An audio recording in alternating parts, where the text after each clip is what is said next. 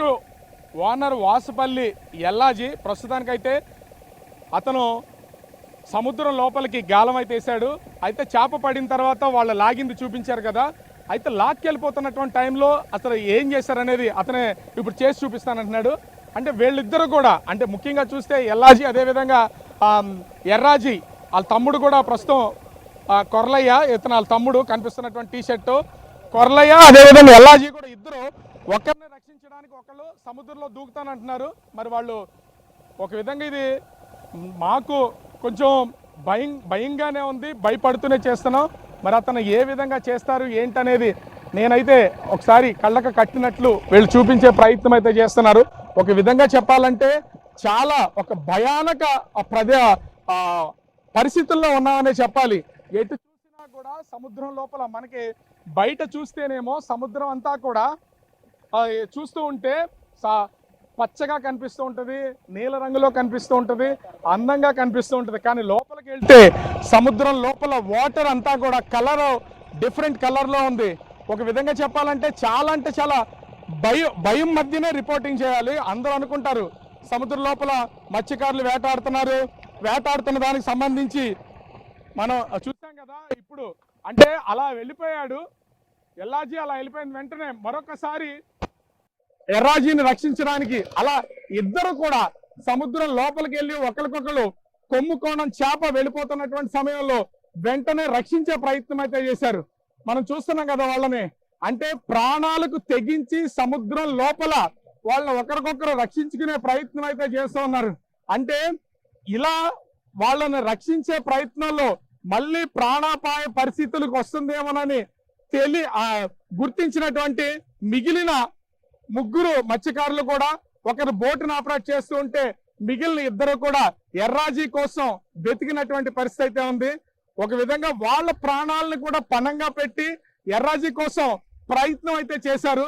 కానీ ఎర్రాజీని చేప అతని చేతికి పట్టుకోవడం వల్ల అంటే అది చుట్టుకుపోవడం వల్ల తాడు మొత్తం అంతా లోపలికి వెళ్ళిపోయాడు. ఇప్పుడు ఎర్రాజీ ఎక్కడున్నాడు ఏంటనేది తెలియనటువంటి పరిస్థితి అయితే కనిపిస్తోంది. ముఖ్యంగా చూస్తే మనము వాళ్ళ దగ్గరికి వెళ్ళి ముందు వాళ్ళని కూడా సేఫ్ గా వాళ్ళని ముందు బోట్ ఎక్కించుకుందాం. ఎందుకంటే వాళ్ళ మత్స్యకారులు అయినా కూడా ఎంతసేపు వాళ్ళు బోట్ లో ఉండగలిగినా కూడా ఒక విధంగా చెప్పాలంటే నాకైతే నోటి నుంచి మాట రావడం లేదు, ఒక రకమైనటువంటి భయం వేస్తుంది. కానీ చూస్తున్నాం కదా ఇంకొకరు తాడుతో అంటే ఒక సపోర్టింగ్ తాడు పెట్టుకుని వాళ్ళు రక్షించే ప్రయత్నం అయితే చేశాడు. అంటే ప్రతి క్షణం కూడా వీళ్ళు నిరంతరం సముద్రంలో వేటాడడం అనేది వీళ్ళకి చాలా కామన్.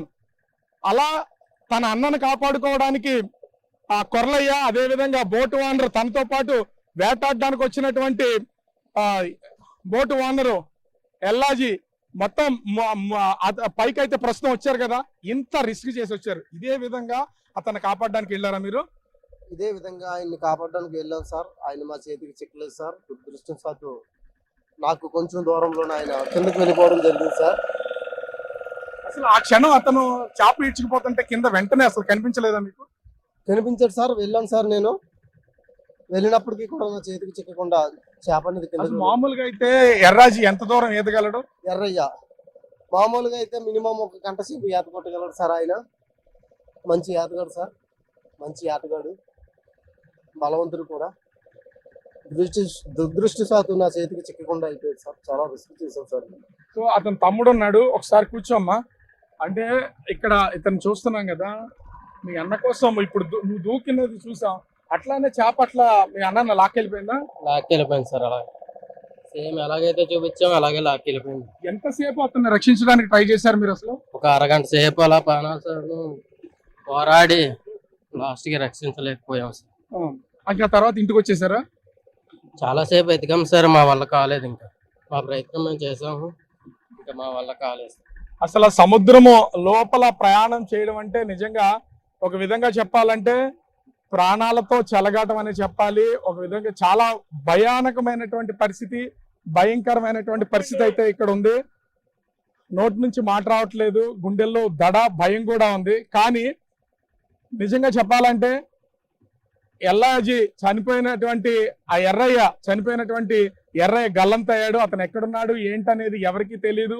అతన్ని రక్షించే ప్రయత్నం ఎల్లాజీ గాని, అతని తమ్ముడు కొరలయ్య గాని, మరొక వ్యక్తి గాని మొత్తం ముగ్గురు ప్రయత్నం చేసిన చివరికి కొమ్ము కోణం చేప అతన్ని అయితే సముద్రం లోపలికి తీసుకెళ్లిపోయింది. దాన్ని సముద్రం లోపల దూకి కళ్ళకు కట్టినట్లు చూపించే ప్రయత్నం అయితే బిగ్ టీవీ అత్యంత సాహసోపేతంగా చేసింది. కానీ సముద్రం లోపల ఎక్కువసేపు ఉండలేము, ఖచ్చితంగా వాంతులు అవుతాయి, కొత్త వాళ్ళకైతే రక్తాలు కూడా వస్తాయి, నోటి నుండి రక్తం కూడా వస్తుందని చెప్తున్నారు. అయితే అసలు ఇలా నడి సముద్రంలో వేటాడుతున్నటువంటి సమయంలో వీళ్ళు ఎదుర్కొంటున్నటువంటి సమస్యలు, ఒకవేళ గల్లంతైనా కనిపించకుండా పోయినా చనిపోయినా వాళ్ళకి ఎట్లాంటి మేలు కావాలి, న్యాయం కావాలని ఇక్కడ ఉన్నటువంటి వాళ్ళు ఉన్నారు. నేను వాళ్ళ అభిప్రాయాన్ని కూడా నడి సముద్రం లోపలే తీసుకుంటాను. అసలు వాళ్ళు ఏం చెప్తున్నారు ఏంటి అనేది కూడా ఒకసారి మనం కూడా తెలుసుకుందాం. సముద్రంలో వేటకెళ్ళినటువంటి మత్స్యకారులు ఎన్నో ఇబ్బందులు పడుతూ ఉంటారు, ఎంతమంది చనిపోతున్నారు, గల్లంతవుతున్నటువంటి వాళ్ళు కూడా ఉన్నారు. సో అసలు ఈ ఎల్లయ్య చనిపోయాడు కదా, ఎర్రయ్య చనిపోయినటువంటి ఎర్రయ్యకి సంబంధించి ఇప్పటికి ఎవరికైనా అధికారులు వచ్చారా లేదనేది ఇక్కడ ఉన్నటువంటి వాళ్ళని అడుగుదాం. అంటే ఇక్కడికి అసలు ఎవరైనా అధికారులు వచ్చారా, మీకు సంబంధించి ఏమన్నా సమాధానం చెప్పారా ఏంటి? ఇప్పటికి వచ్చి ఎర్రయ్య గల్లంతయ్యి 3 రోజులు అయ్యిందండి. ఏ అధికారి కూడా రాలేదు. ఇలాగే చూస్తే మత్స్యకారులు చాలా ఇబ్బందులు పడుతున్నారండి. గతంలో కూడా హుద్దులాంటి తుఫాన్లకి మా మత్స్యకారులు సముద్రంలోకి వెళ్ళి గల్లంతా ఇప్పుడు కూడా ఆచూ కూడా దొరకలేదు. ప్రభుత్వం మత్స్యకారుల మీద ప్రత్యేకమైన దృష్టి పెట్టి ప్రభుత్వం ఈరోజు ఎర్రయ్య గల్లంత అవ్వడానికి కారణం ఏంటంటే బోటుకి ఇంజిన్ లేదు. ప్రభుత్వం సబ్సిడీ ఇచ్చి ప్రత్యేకమైన జీపీఎస్లు కూడా సబ్సిడీ ద్వారా ఇచ్చి మత్స్యకారులు ఆదుకోవాలి. ఇదే కాదు, ఈ ఎర్రయ్య బాడీయే కాదు, చాలా బాడీలు పుడిమడకలు ఇప్పుడు కూడా సుమారుగా నాకు తెలిసి 20-30 మంది బాడీలు ఇలాగ సముద్రంలో గల్లంత అయ్యేసారు. ఇప్పుడు వచ్చి ఎర్రయ్య బాడీ గల్లంత అయ్యి 3 రోజులు అయినప్పుడు కూడా స్థానిక అధికారులు కానీ, స్థానిక ఎమ్మెల్యే గారు కానీ ప్రభుత్వం నుంచి ఎటువంటి స్పందన లేకుండా ఉన్నది. ప్రభుత్వం ఒక్కసారి మత్స్యకారులు కూడా ఒక పెద్దపేటకు వేసి మత్స్యకారుల వైపు కూడా చూడాలని చెప్పేసి ప్రభుత్వాన్ని డిమాండ్ చేస్తున్నాం సార్. అంటే ఒకటి, అసలు సముద్రంలో ఎవరైనా గల్లంతైనా లేదా చనిపోయినా బాడీలు కనుక దొరక్కపోతే అసలు దాన్ని ఎలా క్లెయిమ్ చేయాలి? ప్రభుత్వం నుంచి ఏమైనా నష్టపరిహారం వస్తుందా ఏంటి? అసలు ఏమైనా జీవోలు ఏమైనా ఉన్నాయా? నా పేరు వాసుపిల్లప్పారావు, పూడిమడక మాజీ వైస్ ప్రెసిడెంట్ నేను. అయితే గతంలో 2015లో కాకినాడలో మా పూడిమడక నుంచి 2 మత్స్యకారులు చనిపోయారు. అయితే బాడీలు దొరకనందుకు ఇప్పటి వరకు కూడా వాళ్ళకి ఎటువంటి ఎక్స్గ్రేషియా ఇవ్వలేదు. కానీ ఇప్పుడు కూడా ఎర్రయ్య 3 రోజుల క్రితం గల్లంతయ్యాడు పూడిమడక సముద్ర తీరంలో. అయితే ఇప్పటి వరకు బాడీ కూడా ఎక్కడ దొరికినట్టు కూడా ట్రాస్ అయినట్టు కూడా అధికారులు కానీ ఎవరు కూడా మాకు తెలియపరచలేదు. అయితే అసలు అధికారులు తెలియపరచలేదు, ఒకవేళ గల్లంతైన వాళ్ళ పరిస్థితి ఏంటి, వాళ్ళ కుటుంబ పరిస్థితి ఏంటి, కనీసం ఆర్థిక సాయం పరిస్థితి ఏంటి? అందుకని ప్రభుత్వం వారు స్పందించి, ఎందుకంటే ఇప్పుడు నారా చంద్రబాబు ముఖ్యమంత్రిగా ఉన్నారు, పవన్ కళ్యాణ్ గారు ఉప ముఖ్యమంత్రిగా ఉన్నారు, లోకేష్ గారు మంత్రివర్యులు ఉన్నారు, వీళ్ళందరూ కూడా స్పందించి, ఎందుకంటే మా మత్స్యకారుల జీవనోపాధి ఎలా ఉంటుందంటే దినదిన గండం నీళ్ళ ఆయుస్సు. ఎందుకంటే సముద్రంలోకి వెళ్ళి వస్తారు, పొద్దుటి వరకు ఇంటి వరకు చేరని ఇంటి దగ్గర తల్లిదండ్రులు కానీ భార్య పిల్లలు కానీ ఎన్నో దేవుళ్ళకి దేవతలకి గంగమ్మ తల్లికి మొక్కుకుంటారు. అయినా తీరం వచ్చే వరకు కూడా అప్పుడు ఆశ ఉంటుంది. తీరం రాలేనప్పుడు ఆ మనిషి ఏమయ్యాడు, మనిషి తాలూకా బాడీ ఏమైంది, మనిషి తాలూకా ఆచూకీ ఏమైందని కూడా మాకు ఎటువంటి భయంగా ఉంటుంది.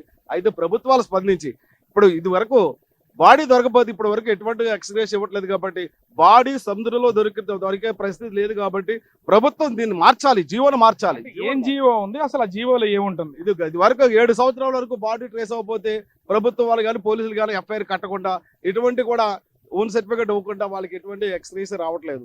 అది మార్చి ఇప్పుడు ప్రభుత్వం వారు, ఎందుకంటే మత్స్యకారుడు చనిపోతే ఒక కమిటీ వేయండి, ఒక కలెక్టర్ గారు, ఆర్డీఓ గారు, ఎంఆర్ఓ గారు, వీళ్ళందరితో కమిటీ వేయించి నిజ నిర్ధారణ చేసి వాడు చనిపోయారని నిర్ధారణ చేసి ఆ కుటుంబాన్ని ఆదుకొని వాళ్ళకి అంటే ప్రభుత్వం తరపు నుంచి ఏ విధమైన రాయితీలు అంటే ఎక్స్గ్రేస్ వస్తుంది అన్ని ఇప్పిస్తారని మరీ కోరుచున్నాం.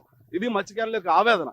ఇదే కాదు, మొత్తం ఆంధ్రప్రదేశ్ మొత్తం మత్స్యకారులు ఎక్కడైనా సరే 2015లో కాకినాడ 2 మత్స్యకారులు చనిపోతే ఇప్పటి వరకు కూడా మా పూడిమడక మత్స్యకారులకు ఎటువంటి ఎక్స్గ్రేస్ ఇవ్వలేదు. అలాగుంది. ఎందుకంటే మా మత్స్యకారుల జీవనోపాధి అంటే ఎలాగుందంటే చాలా భయంకరంగా ఉంది. ఒడ్డున చనిపోతే ఎవరైనా పాము కాడికి చనిపోయినా సరే, చెట్టు మీద నుంచి పడిపోయినా సరే వాళ్ళకి బాడీ దొరుకుద్ది. నడి సముద్రంలో మా మత్స్యకారుడు చనిపోతే ఆ బాడీ కూడా కదా, దానికి కళేబరం కూడా దొరకదు. అటువంటి పరిస్థితులు దేన పరిస్థితుల్లో మా మత్స్యకారులు జీవిస్తున్నారు. దీన్ని వెంటనే ప్రభుత్వం వారు దీన్ని దృష్టిలో పెట్టుకొని దీన్ని జీవోగా మత్స్యకారులు చనిపోయిన ఒక వారం రోజులకు 2 నెలకో అని నిర్ణయించి ఆ జీవో ఇచ్చి ఆ కుటుంబాన్ని ఆదుకుంటారని మరీ కోరుచున్నాం. అంటే మనం చూస్తున్నాం నడి సముద్రంలో వేటకెళ్ళినటువంటి మత్స్యకారుల దీనస్థితి ఏ విధంగా ఉందనేది, సముద్ర అలల్లోనే ప్రయాణం చేస్తున్నటువంటి 2-3 గంటలు మాలాంటి సాధారణమైనటువంటి వాళ్ళైతే ఉండలేరు. కానీ సముద్రంలో వెళ్ళి వీళ్ళు వారం రోజులు, 15 రోజులు, నెల రోజులు వేటాడుతున్నటువంటి వాళ్ళు ఉన్నారు. గల్లంత అయినటువంటి వాళ్ళు, చనిపోతున్నటువంటి వాళ్ళు ఎంతో మంది ఉన్నారు. ఇప్పటికైనా ప్రభుత్వం కొన్ని జీవోలు మార్చాలని వాళ్ళైతే డిమాండ్ చేస్తున్నారు. దీనికి తోడు ఇప్పుడు ఎర్రయ్య కొమ్ముకోణం చేపకి బలైపోయాడు, గల్లంతయ్యాడు. అతనికి సంబంధించి స్థానిక ఉన్నటువంటి ప్రభుత్వం కానీ, అధికారులు కానీ, ఎంఆర్ఓ కానీ, మత్స్యశాఖ అధికారులు కానీ ఇప్పటి వరకు ఎవరో కన్నెత్తి